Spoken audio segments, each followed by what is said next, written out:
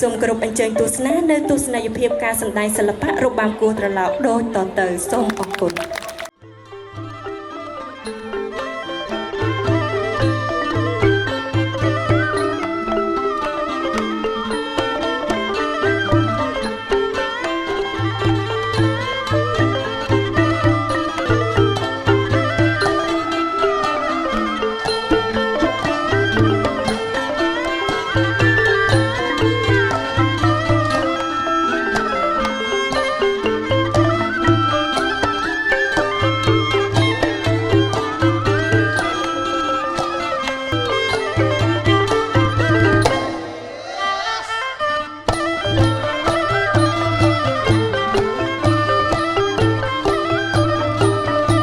Hãy subscribe cho kênh Ghiền Mì Gõ